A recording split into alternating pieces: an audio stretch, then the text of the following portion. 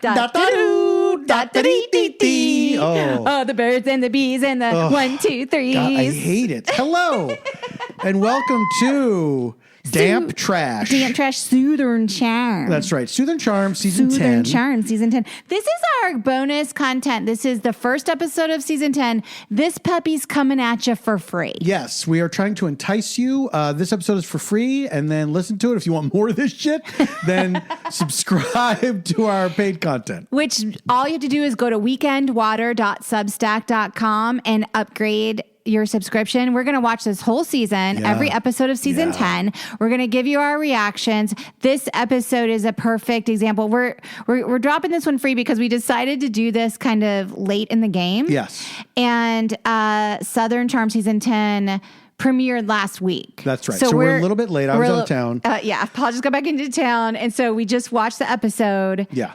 And also, you don't have to watch Southern Charm. Some people just listen to our... That's true. Some people just like us in the background, just as if they're overhearing a couple talking at a table at dinner.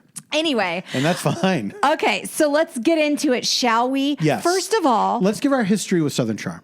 Yes. We have watched all of the first 9 seasons of this show. I think we got into it on the second season and watched... We started from season 1. Well, we were working on this project that we were going to pitch. That was like a Charleston scripted project, and I was doing a lot of research on how Charleston, which if you don't know, like I ended up growing up in Charleston, South Carolina, which is where Southern Charm, this reality show that's on Bravo every week and also on Peacock every week. So. All right, I'm keeping recording. There was a little glitch with my computer. I hope it can stay. God, I hope so.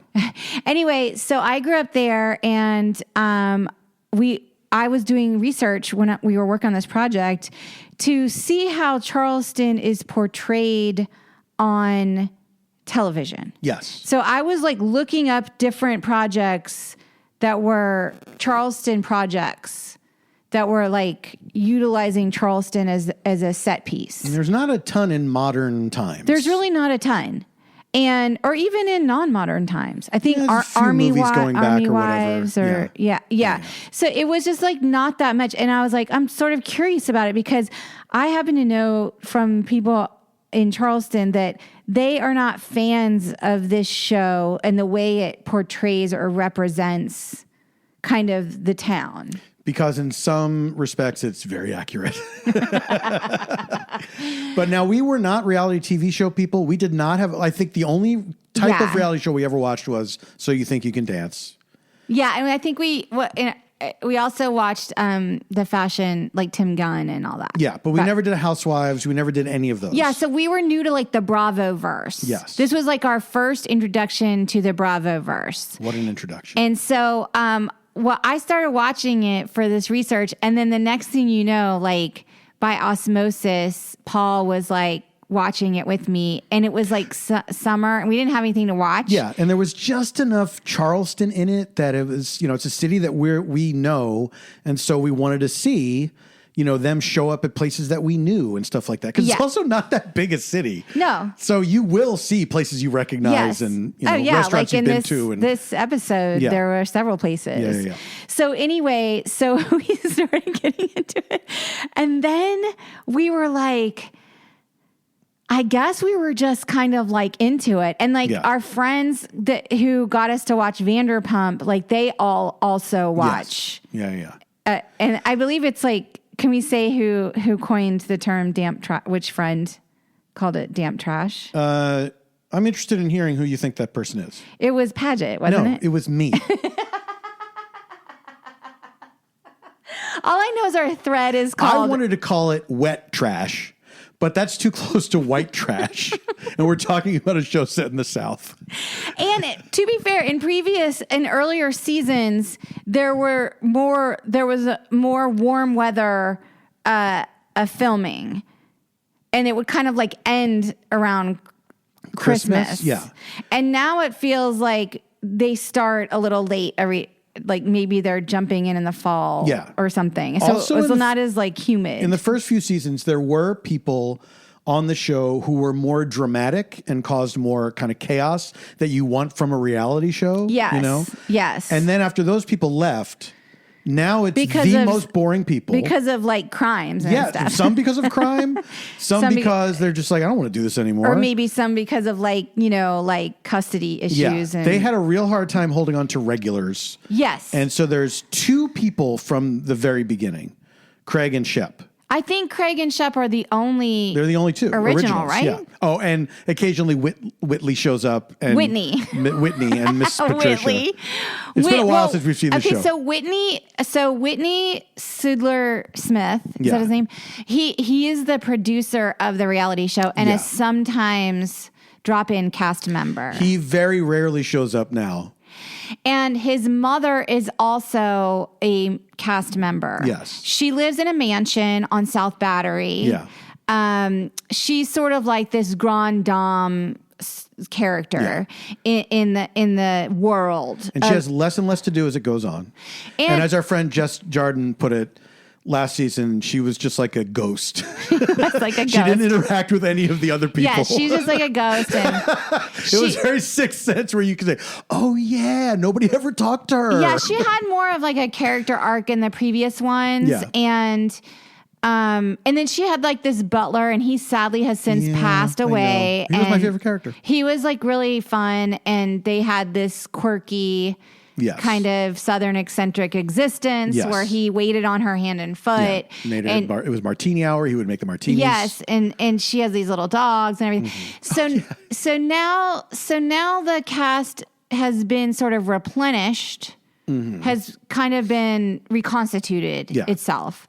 But the OGs, Shep and Craig, have taken this interesting trajectory. Yes, and that's taken a good place like over the an whole underpinning 9 to this whole thing, which is this is a very like notorious alcoholic cast. Like they get very drunk and they get in all like a lot of like boozy arguments. Yeah, and I guess Charleston it's like Charleston's a very boozy city. town. Like there's like jokes about it. Like how many Charlestonians does it take to change a light bulb? And they're like, one to change the light bulb and one to mix the cocktails. You know what I mean? Like that's sort of like, I do know what you mean. It's sort of like a roaming cocktail party vibe. Yes. Well, what has been interesting about these two original characters and their particular arc on the show is that Shep, who I do believe is the oldest cast member outside of Whitney who produces the show. Mm-hmm.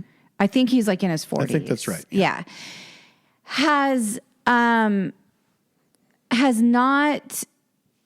sort of like kind of like descended into stages of alcoholism in front of our eyes. He seems to be, and kind of acknowledged on the show in the reunions and all that shit. Yes. That he's a drunk.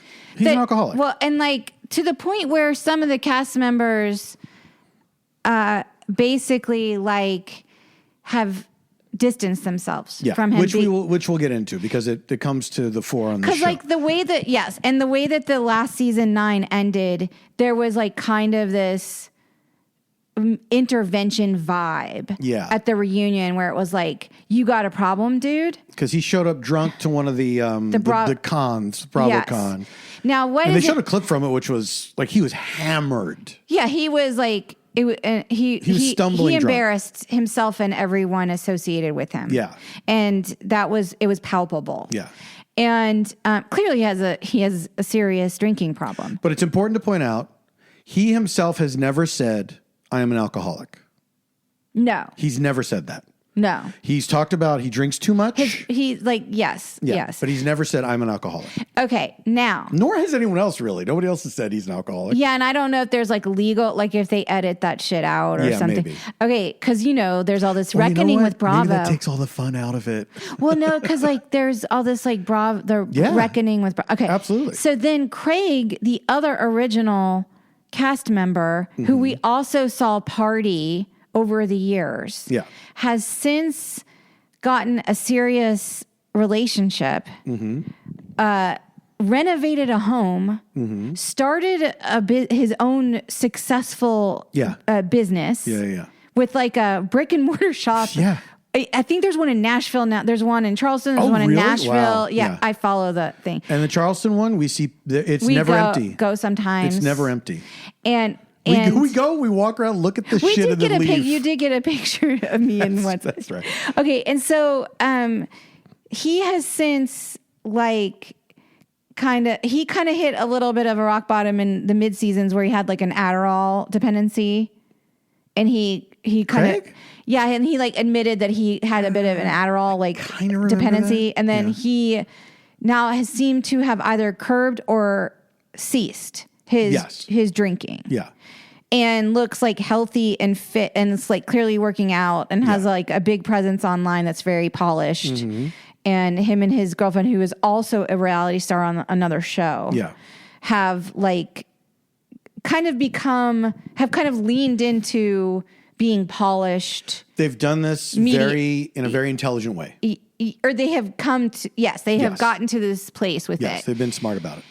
So this has been sort of the underlying, I guess, residual storyline that has remained on the show. Yeah, because here's the thing. Nothing really happens on this show. No. Occasionally people have arguments about the same things they always do. It's all like real life drama that kind of happens off cameras before. And they really whip it up into seeming like drama, but it's like when you watch a sitcom and there's a conflict that could have been handled if somebody had just said one thing. Yes. It's like that kind of. Yes. Where you're just watching them drag this out. And it's like, come on, guys. So I guess like the whole thing now is like, how is this conflict, which is, I guess is it a conflict or is it a, just kind of like a divergence of values and style of how to be in reality television is going to play out with these ex-friends between Craig and Shep who have completely gone down these like divergent paths. I guess. I mean, it seems like they're definitely going to milk that as much as they can. Oh, and the one thing that you also have to know is that Shep, the seeming alcoholic, I guess, the alleged alcoholic Shep comes from privilege and money and has no job and has like this big family that sometimes come in and out of the story here and there.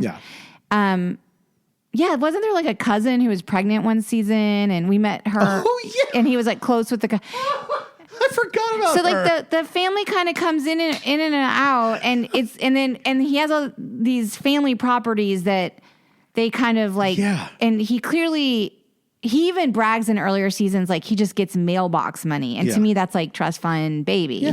Whereas Craig, seemingly, I can't say for certain, he comes from like up north, from like a middle class family where he had to get accepted into law school at like College of Charleston or something. And his thing was for the longest time, he wouldn't take the bar exam.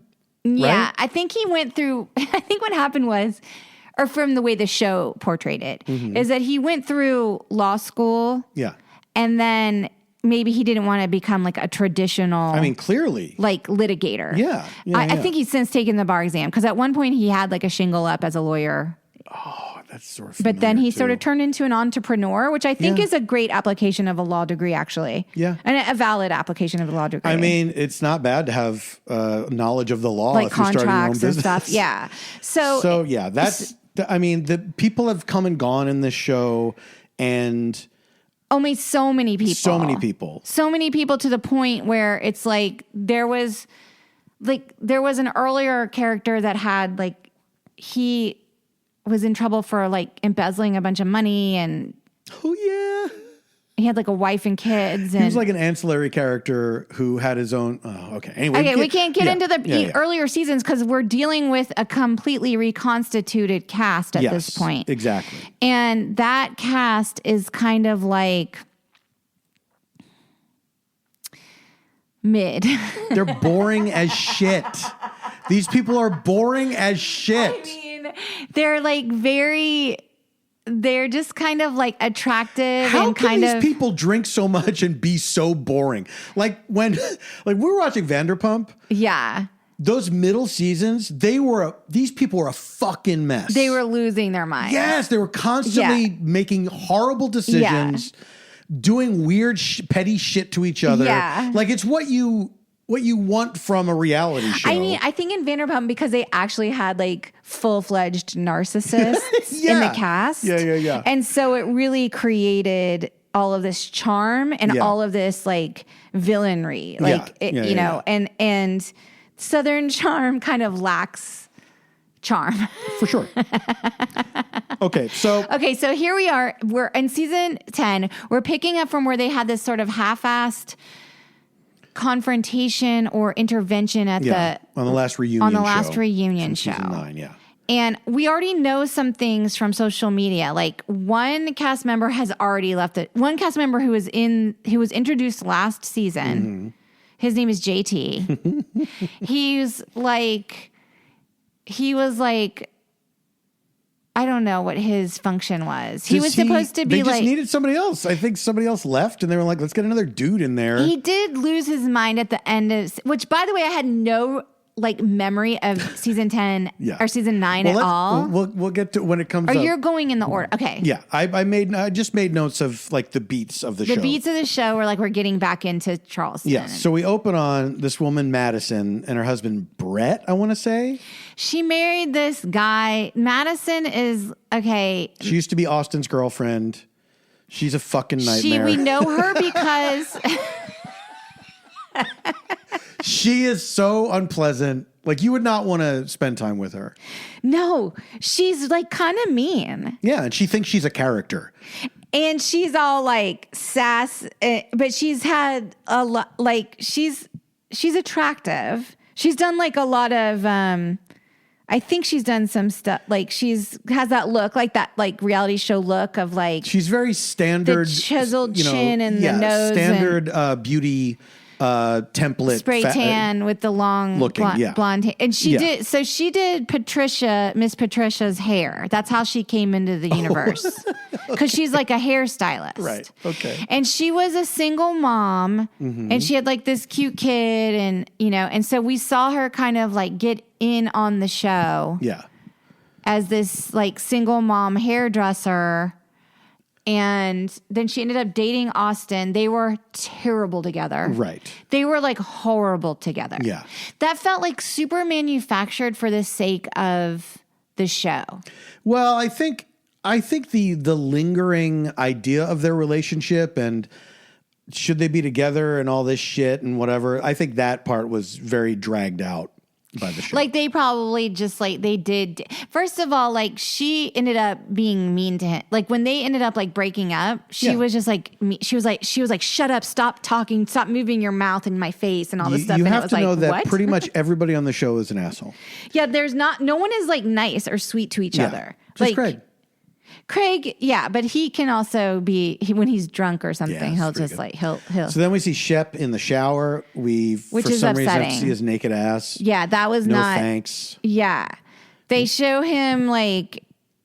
That's the thing about they show them all like grooming all the time. Like getting ready. Yeah. It was like gotta kill time. Yeah, they're killing time. Then we see Taylor, who was Shep's much younger girlfriend. That he was horrible to. He was so mean. He was abusive to her in previous seasons where the cast sat her down and said on camera to her face, he is abusing you in front of us. It makes us uncomfortable and it should make you uncomfortable too. But she was like 26 or something. I think she was like even younger than that. So it's like those. Like she was like this seemingly fresh out of college person. Yes, very religious. Yes, that's right. Yeah. She was religious and she was basically like, I think she thought she could like fix him. Yeah, but I think when you're that young, it's also about pride and it's about telling yourself that this was an important relationship because you don't know enough yet. Well, you don't know. You haven't experienced enough like really broken, dysfunctional people. Yeah. who are sucking the life out of you. Yes. So you're like, maybe this is normal. Yeah, and to be treated this way. Basically, he was just like sucking her life force from her. Like she was like cooking for him and cleaning up after him and like washing his dog. And I'm sure like making sure his bills got paid and he didn't get DUIs. If you've never seen the show, what you must know is that Shep sucks above all else on the show. So Taylor has a new boyfriend named Gaston that we're being introduced to on the phone. Yeah, we don't know anything about him. She says, nice haircut. He's wearing a hat. He was like, through my hat or something. It was like, okay, this isn't going well. But then we see Austin, who introduced like what, in the 3rd season, something like that? I can't remember. Yeah. But he is another child of privilege, not as much as Shep, but his parents basically are like, they'll do anything for him. Yeah, they're like really nice parents. He has like very the sweet. parents and his he's like from a close family because they suffered a tragedy early in their family life. Yeah, which has been talked about on the show and is talked about on this episode. Yeah, and he started his own beer line called Trop Hop. No mention of it in this episode, by the way. Which is weird because they finally introduced a new flavor according to social media after however many years. You know what's funny to me is that whenever people do like some dumb vanity business like that, it's always an alcohol or something. Well, I'm sure it's like a cheap and easy way to make money. Yeah, well, if it works, but the competition is insane. And then Craig, they all made fun of him for making pillows, and now he's got like a fucking chain of stores. He's probably like, I think he got in Kmart at one point or something. Or was it Kroger? It was Kroger. He was like, even Miss Patricia scoffed at him. I know, and he was like, used his whole thing to create this thing. Then we see our most recent additions, JT and Vanita. Vanita came in a few seasons ago. Like 2 or 3 seasons ago. JT came in last season. JT, they're walking down the street in Charleston. JT has a cane. Oh, I forgot. Yeah. That he's leaning on. Oh, by the way, this episode is called Raising Cain. Yes. There's a lot of cane talk. He's walking like... And here's what I noticed. He's 700 years old. He's walking to a men's store, menswear store that I've been to. Dumas. Dumbass. He's walking with this cane. You're like, oh, what happened? But then I noticed that the cane is not the kind of cane that you use as a support item. Right. It's more like a fashion cane. Yeah, because the tip is like one of those metal, like gold tipped kind of things. Yeah. It's like you can't lean on that shit on the sidewalk. So this is fake. And also then he describes his accident and injury, and then they show a picture of it, and it's like a tiny scratch. They showed that I could not see what the problem was. They showed a picture of his leg. He fell down some hill, and then this all-terrain vehicle tumbled after him. Motorcycle, yeah. Yeah. And then it pinned his leg. It sounded like terrible. It sounded like, holy shit, you're like lucky to be alive. And then he was like, yeah, the doctor said I was fine. Yeah. But he was like... He keeps referring to it as a near-death experience. Which, okay, here's the thing.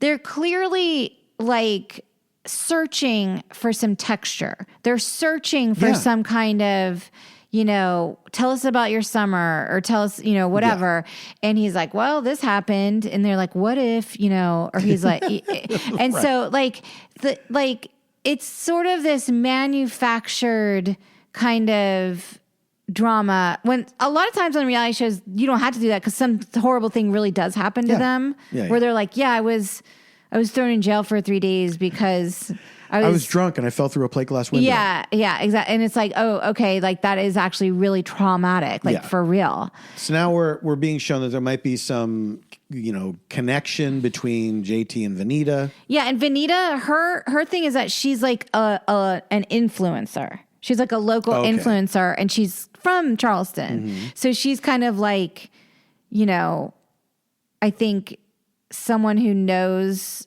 about the city and is from there, but she's, I don't know. She should not have put herself on this show because she's very cute. She seems happy to be there. That's true. She's very cute and she's very fashionable. Yeah. But she does have maybe a cuter, more evolved influencer life out beyond being just a character on Southern Charm. And she is now the only person of color who's a regular member of the cast. Yeah, because Leva, I guess, is not. Yeah. regular anymore? No, Or because she just went to do her own show. Oh, she did a spin-off show with her restaurant. Did that work or did it fail? No, I think they're still doing it because I think Claire, one of my friends named Claire told me she still watches that. Okay, all right. One of my Claires. I have a few Claires. So she only turns up. Leva only turns up. Leva only turns up every once in a while. Is it Leva or is it Leva? I thought it was Leva, but anyway, my point is this, is that Vanita isn't really friends with many of the cast members, but she has a connection now with JT, who we now know is not on the show anymore because he made an announcement before the season even dropped. Right. But do you think he must be in the rest of the season, right? In all of the episodes of this season? He must be because and I guess like the online chatter is like, he says he left the show, right. But some people are like, no, he must have been fired from the show because then why? Like, because otherwise you would be promoting the show because he's in it, right? Right. And there's some sort of like chatter that contract that he did not. That he was not liked by Miss Patricia. Right. But we'll get into that later because something does happen. The inciting incident happens in this of I guess this season that we're supposed to believe fucking matters. We'll see. So next we see Austin and Craig. They're in a car going somewhere. Then we meet Austin's new girlfriend Audrey over the phone. Yeah, she's just like, we don't really know much about her yet. He talks very warmly about her. He says he thinks he's in love with her. He doesn't quite say that. I said that. I said, I think he's in love with her. I think he said it. Oh, okay. I think he said, because the way he love. was talking about her was like very, very hilarious. Like it was like clearly he's likes a girl. Right. They're on their way to Shep's family farm. Yes, because everyone's going to the Carolina Cup. The Carolina Cup is this event where there's like a horse race. I have been to it when I was a teenager because I went with like friends or whatever. Never saw a horse. Like it's literally just like a field where you go tailgate. You dress up, you go to this field and you tailgate and just get like, buzzed as shit. Were you just in a parking lot the whole time? Yes, you're in a field. In a field, okay. You're in a field dressed up and there might be horses there. I have been told that horses have been seen there. Did you get dressed up? Yes, I actually have the picture of me. I would like to see it. I bet you look very cute. When I was like 17 and I'm with my high school boyfriend, JD, not to be confused with JT, who's in this. Makes my blood boil when you talk about him. Which makes me laugh because whenever I talk to JD, he's always like, does Paul know we talk? I'm like, yeah, he's totally okay with it. We're married. It's fine. Anyway, he sent me a picture kind of recently, like last year or something, that he found of me and him and like his sister and some other people that were at Carolina Cup. If I find it, I'll put it on the post. I don't like that. I'll put it on the post. You blur his face out. Should I blur his face out? Yes. I demand it.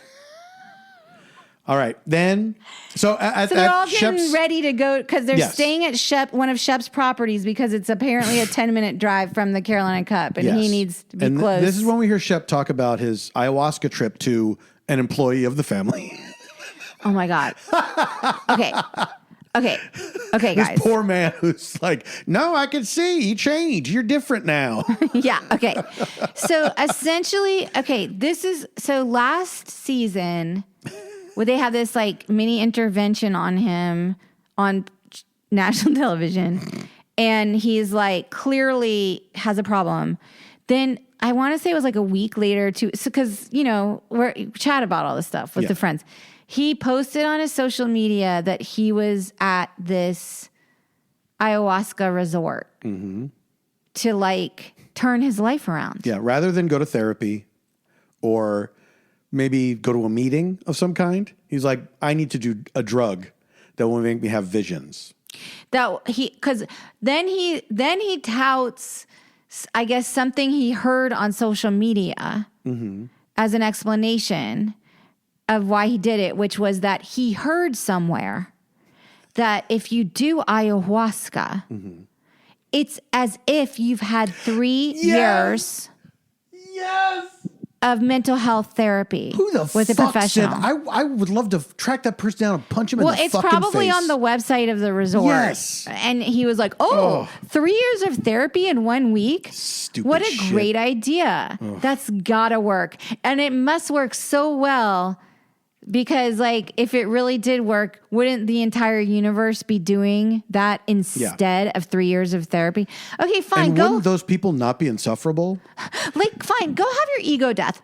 Like, that's fine. Go have your ego death. But you still have to like, behavior is still a part of it. Yeah. Just because like you see a little bit of a bigger picture, you still have to look at your own behavior. And he gets into this thing where, because then eventually Craig and Austin show up to the farm. But not yet. But he does say that in the confessional that he drinks a lot less. Still drinks, but drinks a lot less. But what is his drinking a lot less is like would put me in the fucking hospital. Yeah. Because like I'm sure he was like on the road to like killing himself. For sure. And still might be. Probably. Well, sure. I'm sure it's not this linear thing with substance abuse, right? Yes.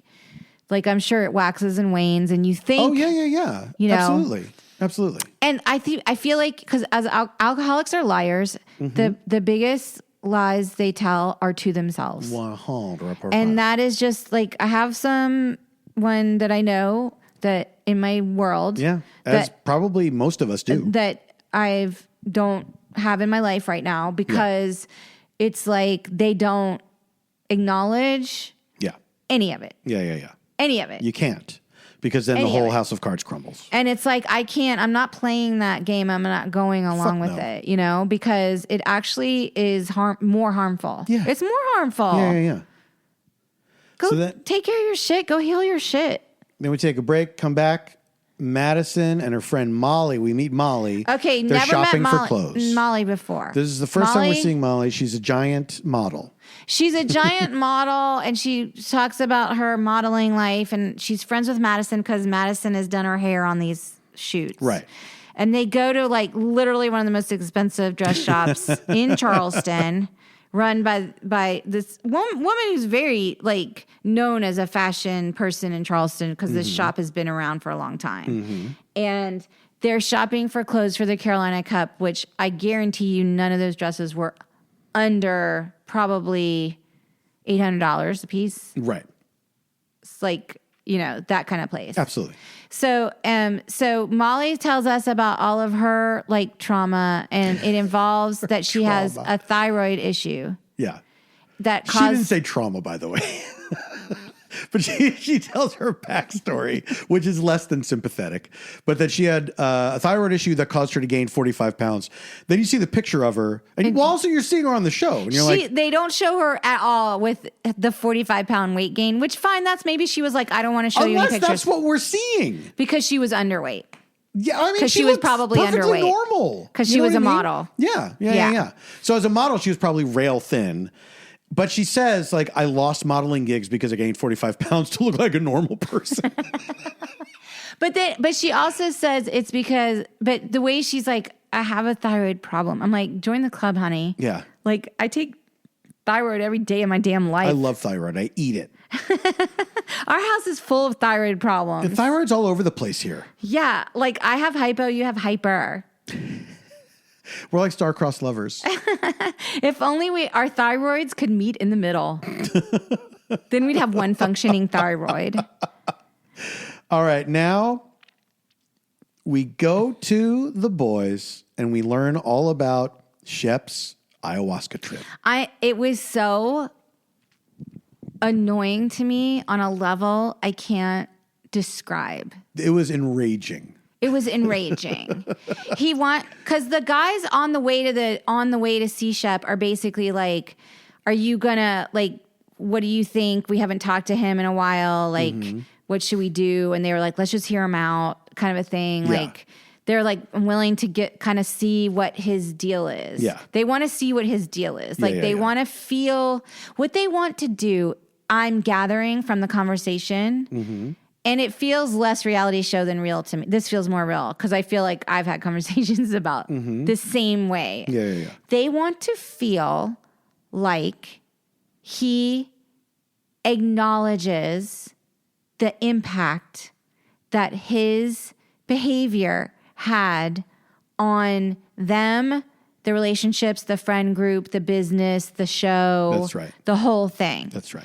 And they're not saying it in those terms, but it's clear that that's sort of like what they're coming into the situation needing from him. And we find out pretty much immediately they're not going to get that because he's got an axe to grind. They start talking about the distance between them and everything. Yes. Shep is saying, I can't believe you would desert me when I'm having a hard time. His whole thing isn't to tell them, that must have sucked and it must have been scary and painful for you to see me blacking out on stage. Absolutely. Instead, what he says is, I thought friends were people who were supposed to be with you through thick and thin, even when they're like fucking everything up and fucking everything over and fucking you over. And although he doesn't say that.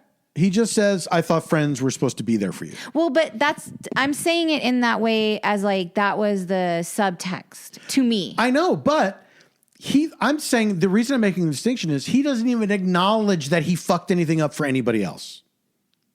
No, in fact, he is so like defensive that he's like, well, but Craig used to drink too much too, and I was always around, and he's like, yeah, that was a long time ago, and now I don't drink anymore. Yeah. And it's like classic shit where it's like, me, what about you? It's so manipulative and so like it must be so frustrating because I've been on the receiving end of these types of conversations where it's like, just say that, that like acknowledge that it must fucking be scary and hurtful and also kind of like a bummer for your friend to like turn into this. But they can't do it because then they'd have to admit that they have a problem. He then goes on to talk about, oh my God, the picture from the Carolina Cup just came on the digital frame. That's weird. Look at you. That's the picture from the Carolina Cup. I love her. Oh my God. I miss those eyebrows. You scared the shit out of me, by the way. God. Well, that freaks me out because we have this digital frame with hundreds and hundreds and hundreds of pictures. Shout out to Aura Frame.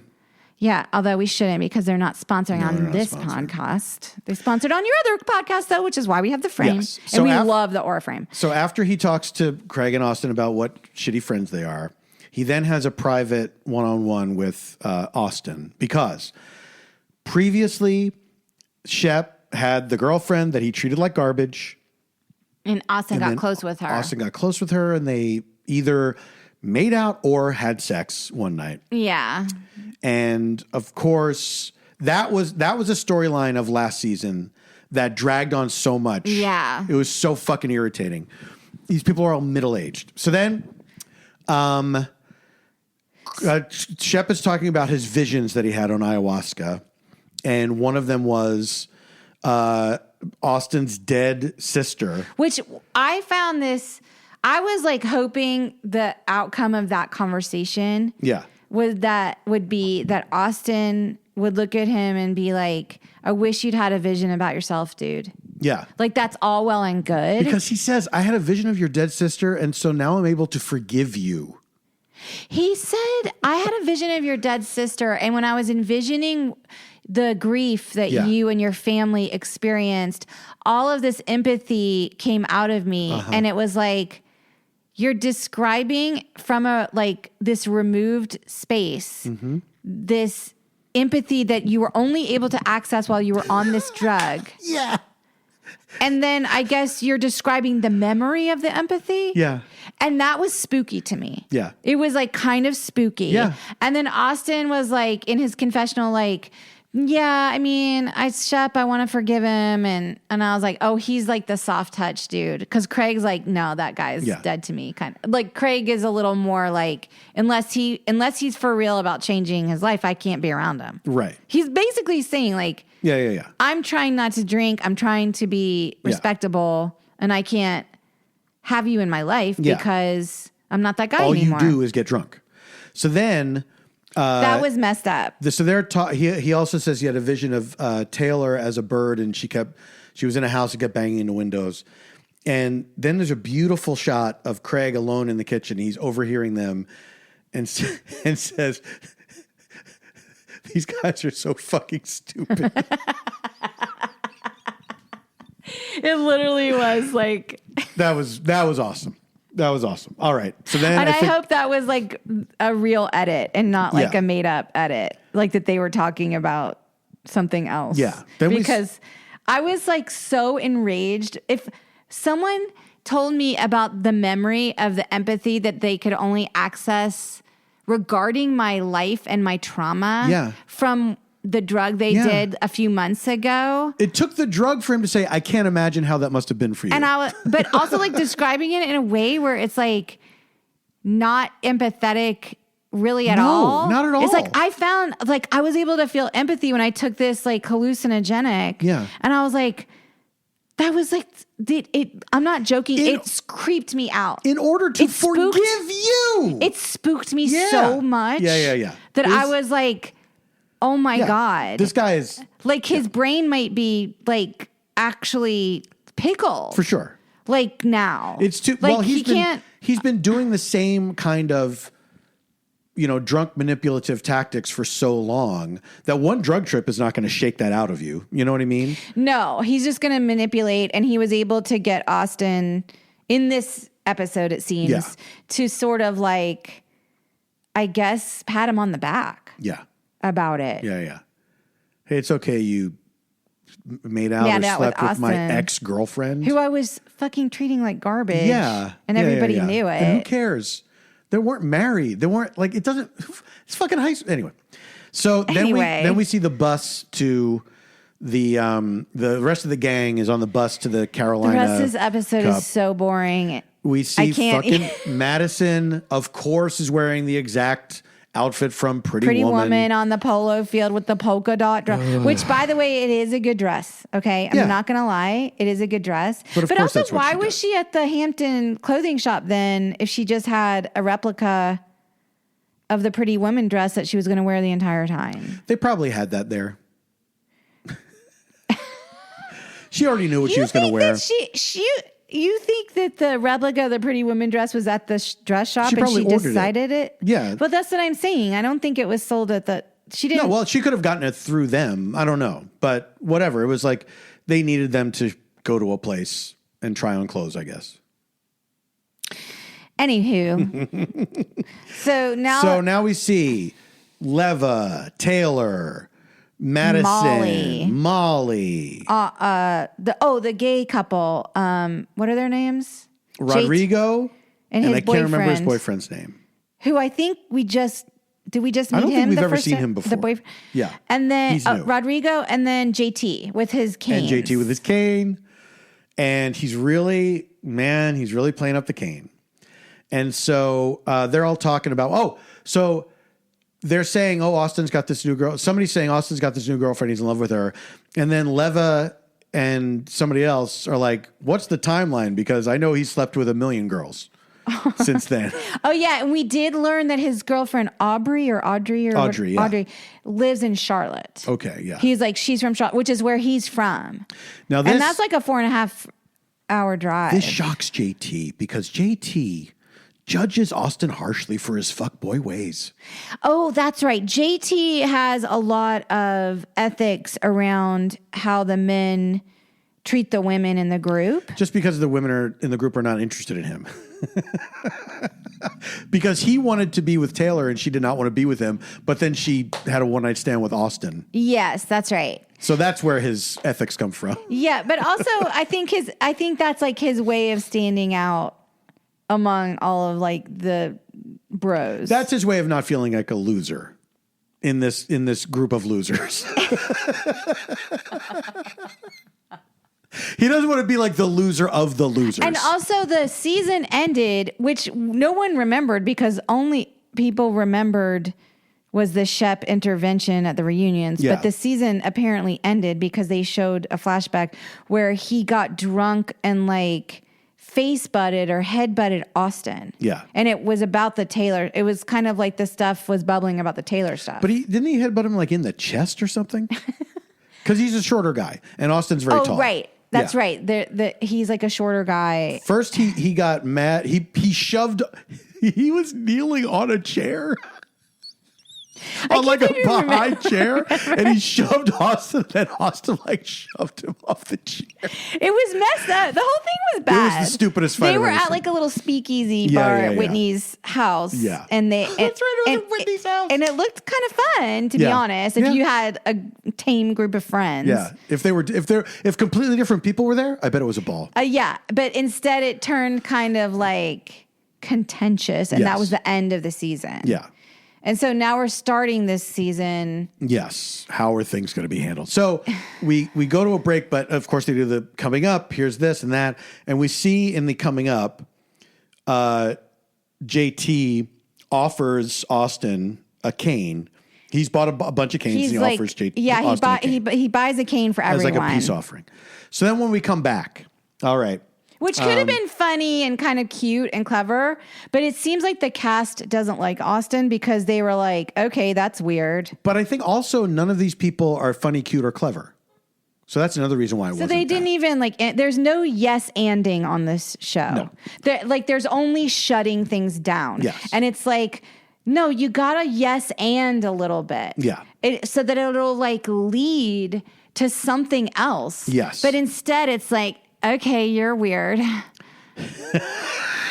When she describes early on when we meet Molly, she says, Madison says, "Oh, Molly, she's really funny and weird, but in a good way." And then, of course, you meet her and she's just like anybody else. Yeah, then you There's meet her. There's nothing interesting about her. Yeah, then you meet her and she's like, "I had a thyroid problem that derailed my career." Yeah, but her being funny is just that she doesn't quote things that have already been said before, and I guess that counts. I guess like her being funny too, like because she also was like riffing about the guys, and I think she said some sassy shit like, "Oh, I'll tell you," or "I'll," and I was like, "Oh, that's not." Yeah, that's just like what you think.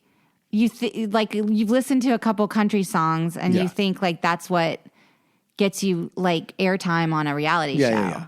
Now at the Carolina Cup, we see JT emerged from some rest stop where apparently there's a cane store. It looked like he bought canes at the McDonald's. Yeah. It's like, what was this rest area that had a cane store? Next to the McDonald's. Yeah. He had to like pee, and so they pulled over, and he came back from the McDonald's with like a bushel of canes under his arm. Really, really showing off the limp. And then they're like, okay, yeah. So he gives canes to everybody, but they're like, kind of like it falls so flat in terms of like scene making. It is like if you're going to be making this television show where you're sort of like butting up against these strong personalities. Yeah. It's like there's no strong personality. There's no strong personality. No, and JT especially is a very weak personality. He doesn't like seem to have a sense of humor about this. He's not having fun with this. You can't tell, like, does he seriously think this is a cool thing, or is this like a goofy thing he did? Or did they tell him to do it? Like the producers are like, do this. And then he's like, well, this sucks because this cast sucks. And none of them are doing anything fun about it. Yeah. I mean, I don't know. Like, it does seem like they set him up as a fall guy. Absolutely. Which, he's That's weirdo. Reality TV, though. That's reality TV, baby. Forget it, Jake. It's like, reality TV. Forget it, Jake. It's Charleston. So Charlestown. They get off the bus and he limps up to Austin. And again, I love these dudes that are like, I've decided to forgive you. Right. So because we're on a show together. Yeah. And we're supposed to have this scene together, and I wouldn't be with you otherwise. Yeah. So he gives Austin a cane. And Austin's like, oh, you're not going to hit. Even at least he was yes-anding a little. Yeah. He was trying. They milk this moment of JT walking up to him and it's like, you already showed us that it's fine. Right. They're playing it like, what the fuck is he going to do? I know. And it's like, no, we already know. You already told us. I know. Why are you doing this? It's not good. He gives him the cane. And another great moment where he gives canes to Austin and Craig, and then he walks away. And then Austin says, he's so weird. He's just so weird. Yeah. And it's like, yeah, that's a real moment. He was weird. He was acting weird. He was acting weird. Okay, then... We have to talk about this moment because in a filler moment, there is some car horn honking over and over again. This enraged me. And then we cut to Madison saying, just shut up, shut up. And she goes, big mistake, huge. From Pretty Woman, because she's in the Pretty Woman dress. But you and I looked at each other as if we were there. We looked at each other like, can you fucking believe she's saying I just rolled my eyes so hard in the back of my head because I was like, first of all, like, they were like, oh, that was great. Yeah. We got this Pretty Woman moment. Exactly. There were probably like 25 other Pretty Woman moments, and that was the only usable. Absolutely. Somebody snapped a box in front of her and she laughed. Or they were like, what is Jason Alexander tries to like rape her at the... Do you guys remember Pretty Woman? It's like he tries to like rape. He tries to like rape her. Yes, we do. Okay, well, let's not. That's unpleasant.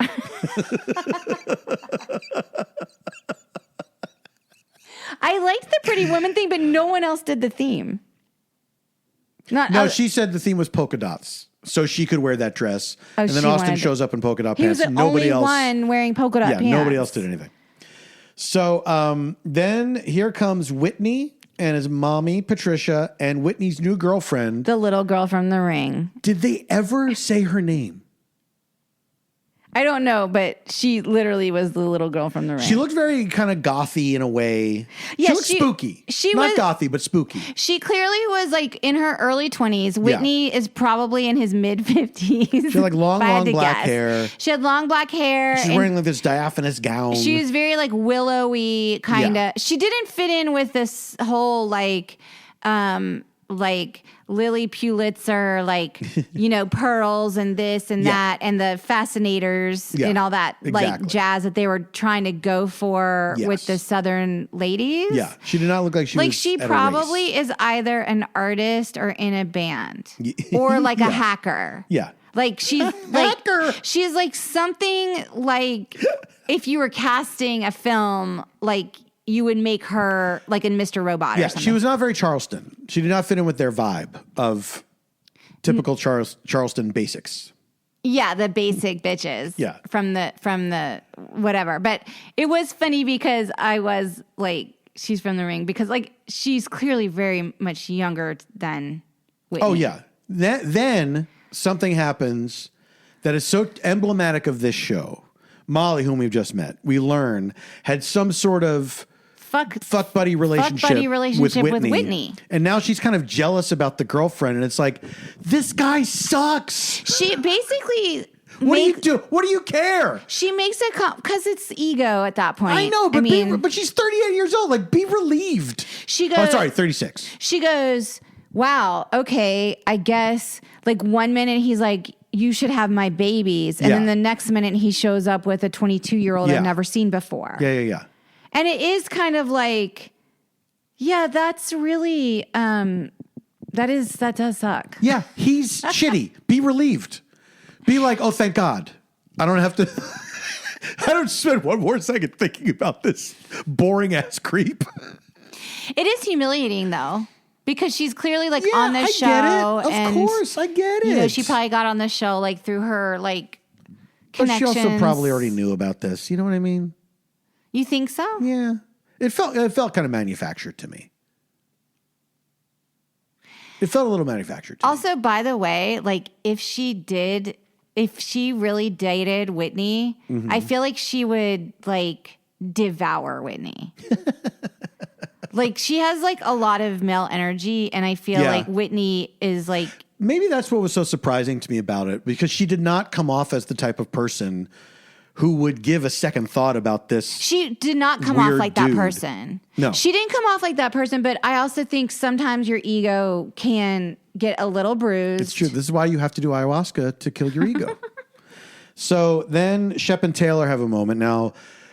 After their tumultuous relationship of last season. Who, I think it was a season before last, to be honest. No, are you fucking kidding me? Yeah, because I think last season was like the aftermath of it. Oh my God. This show sucks so bad. It's so slow. It's so like slow. So then he thinks he's going to have this amazing moment after it's the new him post ayahuasca.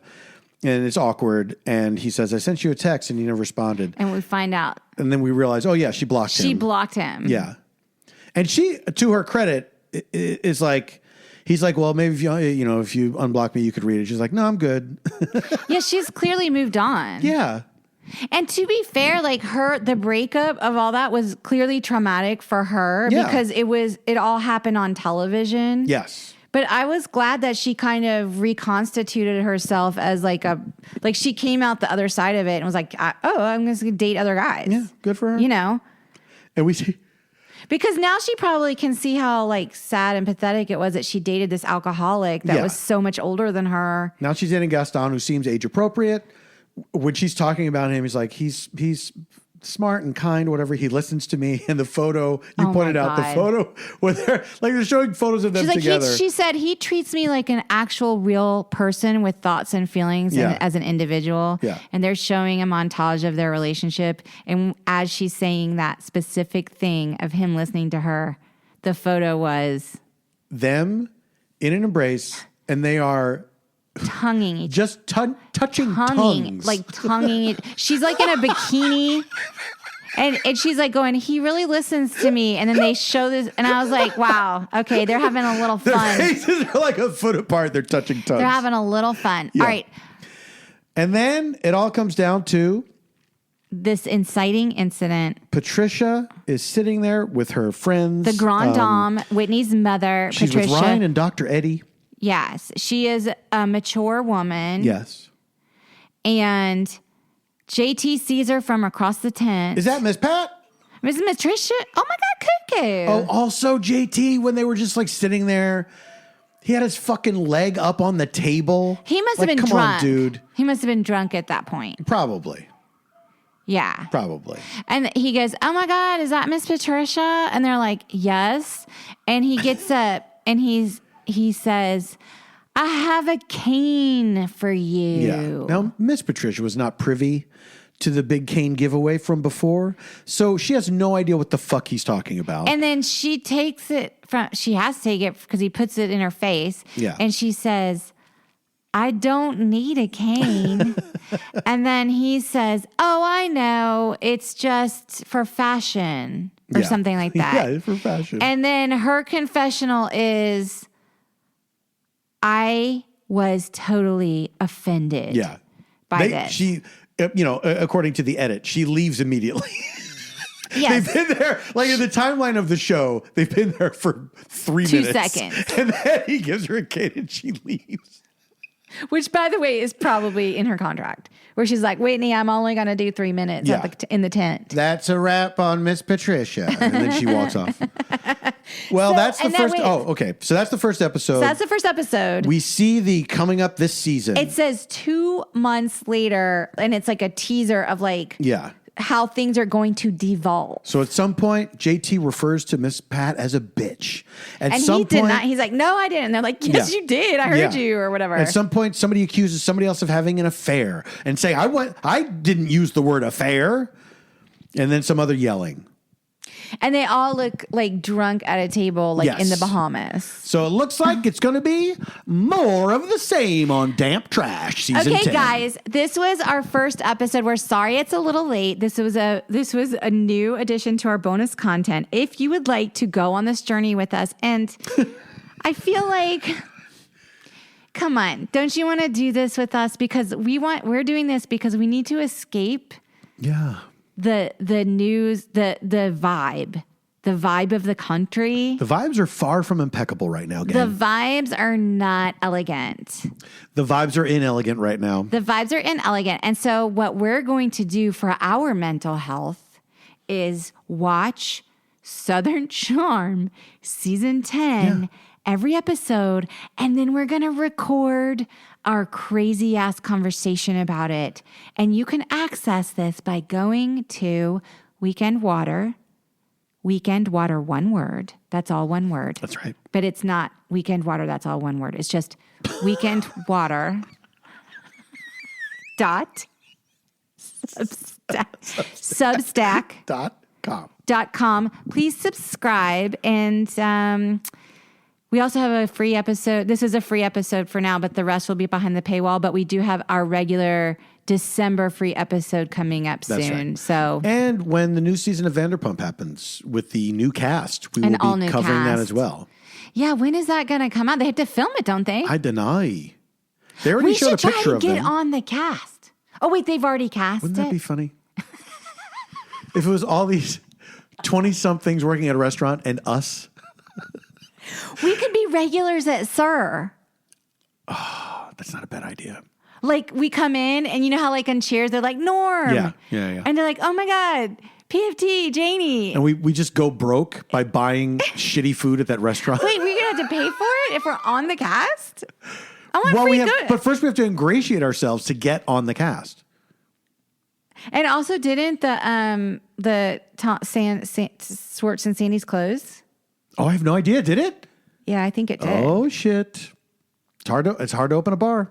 It's very hard to keep a bar going. But remember, they got like bombed with reviews and stuff after Scandival. I know, but then they kept going for a while. I don't think. All right. It could make anyway. Look upon my works, ye mighty, and despair. Okay, guys, please go to weekendwater.substack.com and join us because we need this. We need this. And me. We need it. Janie needs it. And you need it. I need it. Don't you think you need it? Don't you wanna? I'm not watching the news. I'm watching Southern. Exactly. We'll be back very soon with episode 2. And our free episode of Stay at HOMEKINS. That's correct. So until then, sign up for Weekend Water. This is not the sign off. What's it? What is our sign off for this? We don't have a regular sign out. Sign out For the bonus. This is us signing out. This is us signing out.